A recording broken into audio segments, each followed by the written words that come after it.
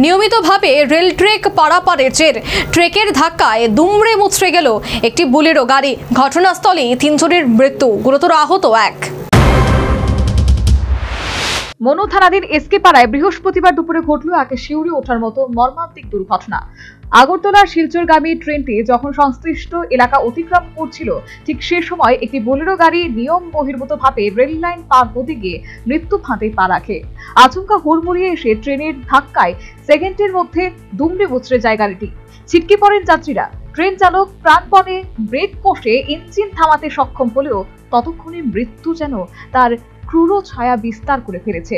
স্থানীয় বাসিন্দারা জানান, বিকট শব্দে চারিদিক কেঁপে উঠে। মানুষ ছুটে এসে দেখেন রক্তাক্ত বিকৃত বোলেরো এবং নিথর দেহ পড়ে আছে রেল লাইনের পাশে। হৃদয় বিদারক দৃশ্য দেখে অনেকের চোখে জল ধরে রাখতে পারেননি। খবর পেয়ে ছুটে আসে রেল পুলিশ ও দমকল বাহিনী। মরিয়া প্রচেষ্টায় আহতদের উদ্ধার করে দ্রুত স্থানীয় হাসপাতালে নিয়ে যাওয়া হয়।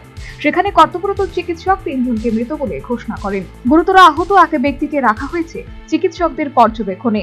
ঘটনায় গোটা এলাকায় নেমে এসেছে শোকের ছায়া। প্রত্যক্ষদর্শীরা দাবি করেছেন, দীর্ঘদিন ধরে এলাকায় অবৈধভাবে রেল লাইন ক্রস করার প্রবণতা রয়েছে। বৃহস্পতিবারের এই ঘটনায় আবারও প্রমাণ হলো অসতর্কতায় এক মুহূর্তে কেড়ে নিতে পারে একাধিক প্রাণ। রক্তাক্ত বিকেলের সেই মুহূর্ত মনুবাসীর হৃদয়ে দীর্ঘদিনের দাগ কেটে থাকবে। Bureau report, news vanguard.